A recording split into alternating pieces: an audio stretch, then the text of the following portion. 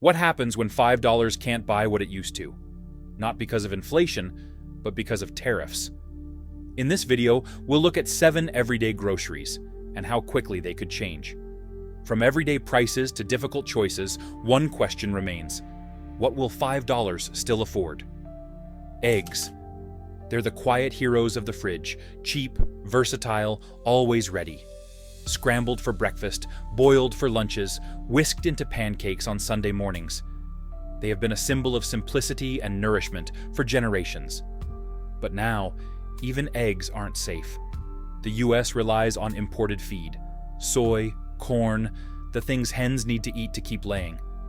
When tariffs rise on those imports, the cost to raise hens climbs, and that cost lands in your grocery cart.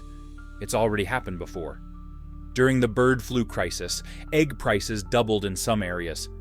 Add a 20% tariff to the mix, and suddenly, $5 might only get you half a dozen. Imagine you're standing in the store, looking at the eggs. You used to grab 2 or 3 cartons without thinking. Now you're weighing options. Do you go with 6 eggs and hope they last the week? Do you skip them entirely and figure something else out for breakfast? You used to make egg salad for school lunches, French toast on lazy weekends. Now you're saving eggs for special meals, rationing them like they're something rare. One of the most basic, dependable foods is turning into a luxury. And just one aisle over, it's about to get worse. It's one of the first things you learn to drink, and one of the last things you stop buying, even when times get hard.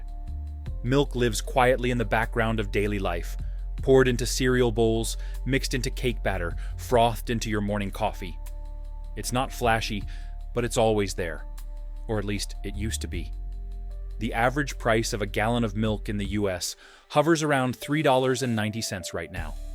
But that's without the pressure of tariffs, especially on feed, fuel, and imported equipment used by dairy farmers.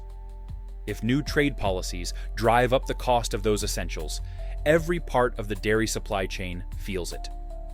Now picture this. You're in the store and milk is pushing $6 a gallon. You pick it up, then pause. Do you really need the full gallon this week? Can the kids go without cereal for a few mornings? Maybe use powdered milk for baking instead? You start negotiating with yourself in the dairy aisle, where there used to be no negotiation at all.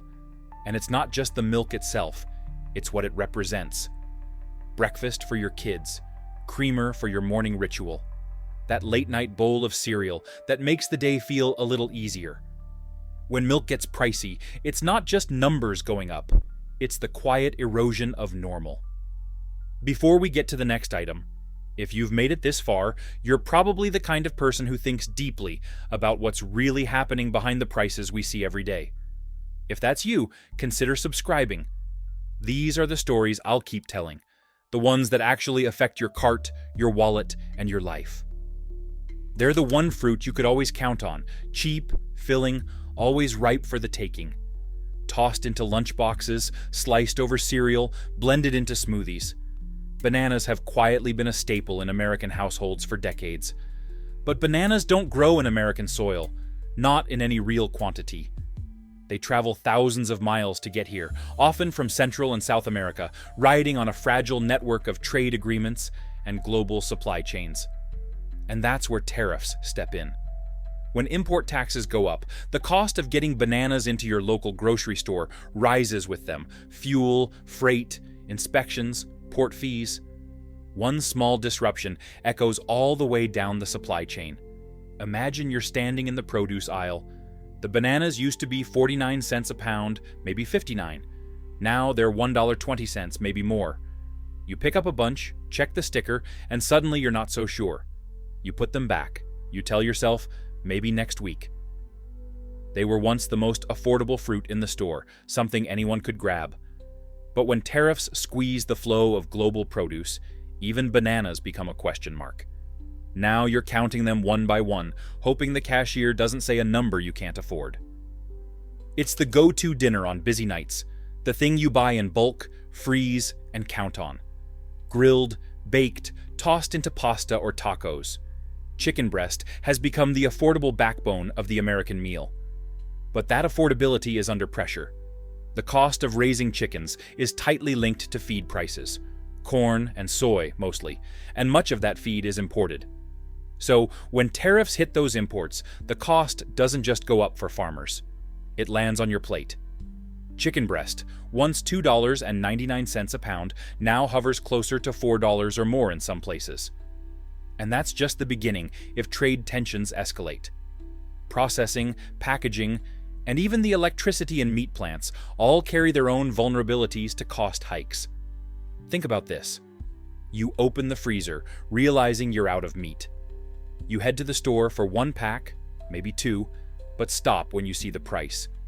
You used to stock up without thinking. Now you're comparing unit prices, calculating per meal, asking yourself how to stretch 1 pound across 2 dinners. And it's not just protein, it's peace of mind. It's knowing there's something to cook when you're tired, when money is tight, when the week is long. But $5 might only buy you a single portion now. And suddenly, what felt like a backup plan starts to feel like a luxury. It's in your pantry right now, maybe in a giant bag, maybe in a simple box with cooking instructions on the side. Rice is one of the most universal foods in the world. It's the base of budget meals, the quiet side dish, the main course when times are tight. For millions of families, rice isn't just food, it's survival. But what happens when the most basic grain on Earth starts slipping out of reach? The US grows some rice, yes, but not nearly enough to meet demand. Much of what's on the shelf comes from Asia and Latin America. When tariffs are placed on imported rice, or on the fuel and shipping that bring it here, the price climbs. And it doesn't take much. A 15% tariff can turn a $2 bag into $2.50, $3, or even more. Imagine standing in the dry goods aisle. You used to grab a 2-pound bag for a couple bucks, enough for a week's worth of dinners. Now that same bag costs almost $5. You think about how many meals you planned around it. Stir-fries, burrito bowls, just plain rice with butter when money was tight. Now you're holding it and wondering if you can stretch it to last 10 days. They're the quiet backup plan, lined up in pantries, stored for storms, tight weeks, or those nights when there's nothing else left. Canned goods are what you reach for when the fridge is empty, but you still need to feed your family. Beans, tomatoes, soups, tuna. Simple things, reliable things. But now, even the most shelf-stable foods aren't immune to instability. Many canned foods rely on imports. Not just the food itself, but the cans, the metals, the machinery used to process and seal them. Tariffs on aluminum, steel, or agricultural imports don't just hit manufacturers. They hit every shopper walking down aisle 8. That can of black beans that used to cost 89 cents? It's creeping up to $1.49, maybe even $2. Not because the beans changed, but because the world around them did. Think about this. You're holding a can of diced tomatoes in one hand and a can of chickpeas in the other. You used to throw them both in the cart without blinking. Now, you're choosing one, just one. You're planning meals around what you can afford to store, not what you want to cook. Canned goods were once the symbol of food security. They were supposed to be the backup plan. But now, even the backup plan is getting priced out. And $5? That might get you 3 cans, if you're lucky. It's the first thing you reach for when you don't know what to eat. Toast in the morning, sandwiches at lunch, a piece with butter just to settle your stomach. Bread is more than food. It's a sense of stability, something that tells you everything's okay. But now, even that comfort is starting to crack.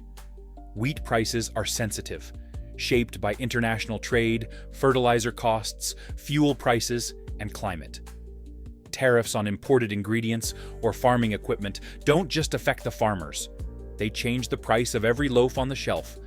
And bread is made in massive facilities that rely on steel machinery, aluminum packaging, and international supply chains. One change, and the ripple spreads fast. That store-brand loaf that used to cost $1.99, it's now edging up to $2.79. The organic whole grain, pushing $5. And if tariffs hit the right pressure points, even basic white bread could start to feel like a splurge. $5 used to mean something simple, a small comfort, a full lunch, maybe even a few groceries. But as tariffs shift and prices rise, that $5 bill tells a different story now, about choices, trade, and the quiet ways policy touches everyday life. If this opened your eyes, subscribe. There's more to unpack: the food we eat, the systems behind it, and the invisible forces shaping what ends up in our carts. And I'd love to hear from you. What's something you used to buy for $5 that feels out of reach now? Drop it in the comments. I read everyone. Because the question isn't just what $5 can buy, it's why that's changing.